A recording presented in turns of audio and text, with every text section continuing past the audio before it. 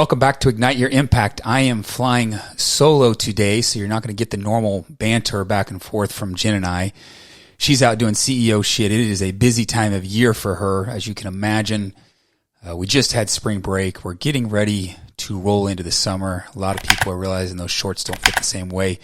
So she's pretty packed and pretty busy right now. However, I've had this message that I've been thinking about for the last month, and I didn't want to hold off and wait for Jen to be available and put out a podcast because I'm seeing this thing that's trapping people so much. And I want to share some thoughts on it today, hopefully help you out. And this topic is super important because it affects every area of your life. And I'm going to go back a little bit to set this up. And if you've been listening to us for a while, you've heard bits and pieces of this. If you're new, welcome. But I'm going to give you very, very, very Cliff Notes version to get to the point of what I want to talk about today. I remember back when I was a super young kid. I'm talking grade school. And I had the most amazing baseball coaches back then. They made it fun to play. They made it fun to win. You learned all these things, and you fell in love with the sport because of the coaches that you had and the people that surrounded you on those teams. And fast forward, from being in Little League baseball to middle school, getting into high school, that all changed. I went from having some of the best coaches as I was growing up to some of the worst baseball coaches possible. And it changed the way I felt about that sport. Now, thankfully, in high school, it was replaced with football. I still play baseball, but football was replaced because we had some of the best football coaches you can imagine. And I still, to this day, think of those coaches and those guys on that team that, they're like family. But then once you fast forward past the grade school, middle school, high school, past college, getting into adult life, I'm in corporate America, doing the corporate America thing. And then one day, and maybe some of you have had this day, but I woke up and was like, what the fuck has happened to me? I was overweight, out of shape. I didn't have the money that I wanted. My relationships weren't where I wanted them to be. I mean, I can think back, to every one of those days. I look back and say, man, I had all these great memories with my kids and my wife and businesses and things like that. But all of a sudden, 10, 20 years have passed, and it's like, what happened? There were a lot of good times, but how did I not take care of myself? What happened to me? It took me many days of those days of waking up and feeling that way before I eventually made some drastic changes. And I killed off the old me and basically reinvented a new identity around being fit not just, physically, but emotionally and financially and in my relationships. And have any of you stopped and looked in the mirror and realized, man, I'm not where I want to be physically, financially, emotionally, romantically, or I'm not where I thought I would be? So what does Little League baseball and high school baseball and high school football and corporate America have to do with waking up one day and wondering what happened? Well, you've heard this from people before, and you certainly heard this from Jen and I before, but I'm not going to rehash some of those things. I'm going to talk about it a little bit different light and give you some examples. When I played baseball as a young kid, those coaches set up a winning environment, a fun environment, a learning environment. It made you fall in love with the game. It made you want to practice on days that you didn't have practice. I remember going out in the backyard and throwing the baseball around. When I got to high school, that environment changed. You may see where I'm going with this. It wasn't fun anymore. I didn't want to put in the extra effort. It was status quo. Moving into the corporate world, in general, you're surrounded by high achievers but living the status quo. And certainly living below the status quo when it comes to fitness. They eat like shit in corporate America. Now, I will tell you, side note, my experience in corporate America, the culture and that environment has been really good in a lot of areas, but not so good when it comes to being fit physically, being fit financially, and sometimes even having the relationships. It just isn't something I have found in corporate America. Again, great environment for winning and doing some of those things, but not good around the waistline. And the key to all of this is the environments that I was in and the environments that you're in. And I want to jump into some examples to get you thinking here a little bit. Let's suppose you've got 3 or 4 friends that are really close and you guys get lunch, once every 2 weeks or once a month, and then you go out and have beers maybe once every couple weeks, and you even do cookouts in the summer together with the family, maybe even family vacations. I'm talking, these are close people. They are your environment. And those 3 to 4 guys or gals are all millionaires. And you're not. But you're constantly around them. Eventually, you're going to say, man, I need to start taking some action. It's because your environment is causing you what to do and what not to do. Let that sink in. Think about that. Think about your fitness. Think about your finances. Think about your relationships. Right now, are any of them not where you want to be? Okay? Maybe it's more than one of them. Think about your environment in that area. Your environment in your fitness, in your finances, in your relationships. Yeah, it's a light bulb. Maybe it's not your lack of motivation. Maybe it's not your lack of time. Maybe, just maybe, it's because the environment that you're in is causing the results that you're getting.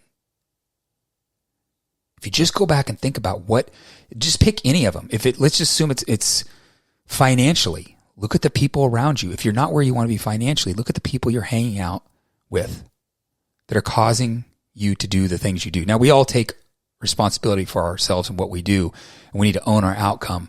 But your environment has so much to it that affects you on that. Now, I want to give some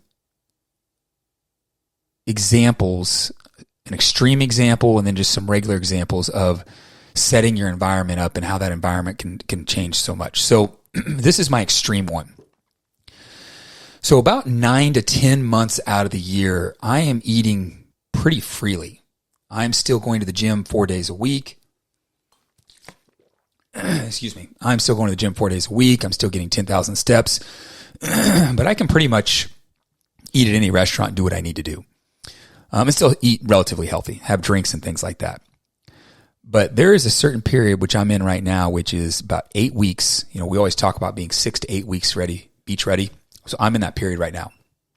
So for this 8 weeks, I need to be very, very precise on my time and on my nutrition.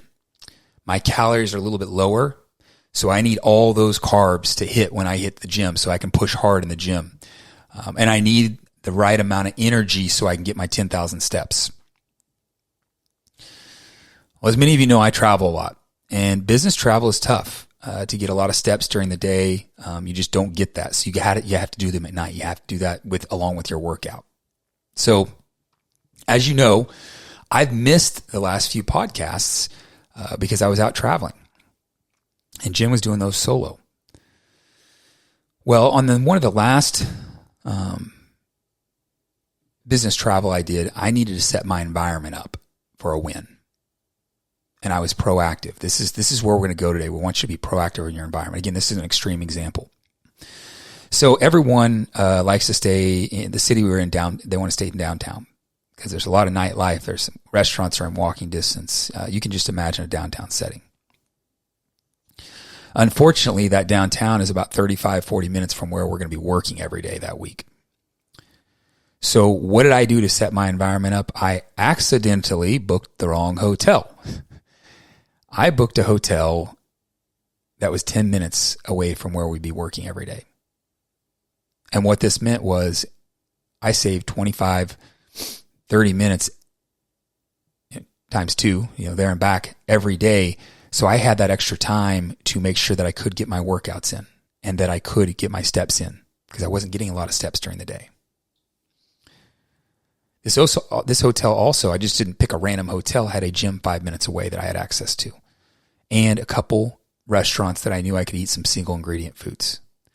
I set my environment up so I was not tempted to go to 2-hour-long dinners that was going to waste a lot of my time and be drinking and not have the environment that I needed to have for this 8 weeks. It's about putting some intention around your environment. What I'm trying to do today is get you to slow down and look at where your environment is and how much intention you're putting behind that. Now let's move to a less extreme, because that is extreme, avoiding all your coworkers so you can make sure you stay on plan. But I want you to go back to the area that you may have had one or two areas that isn't where you want to be or you thought you'd be. The fitness, the finances, the relationships, the mindset, whatever it is. Well, there's people exceeding in all of those areas.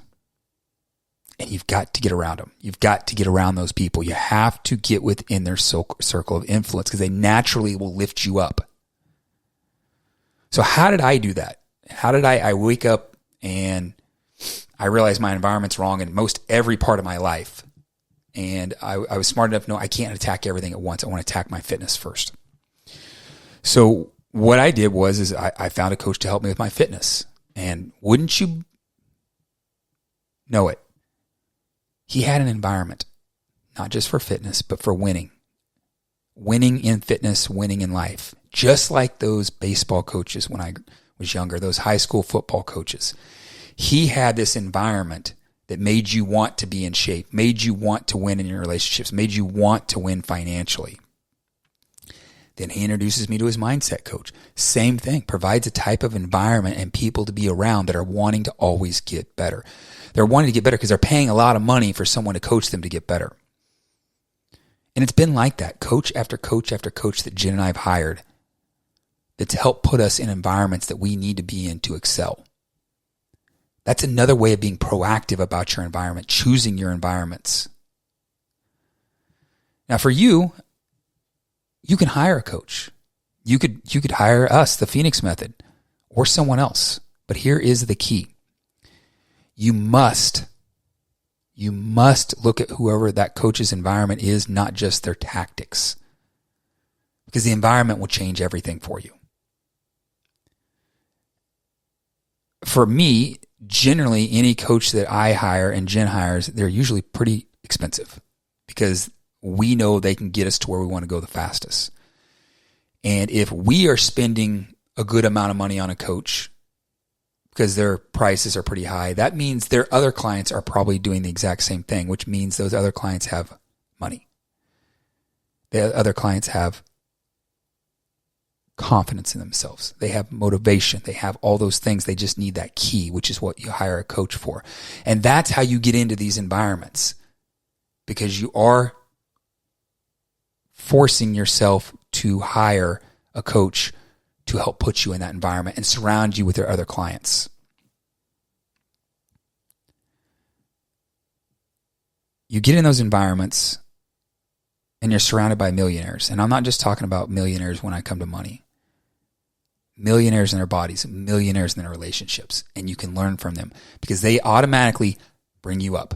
You want to level up. It's just like having those 3 or 4 friends. You eventually say, man, I got to get doing something because I've got to level up to be with this group.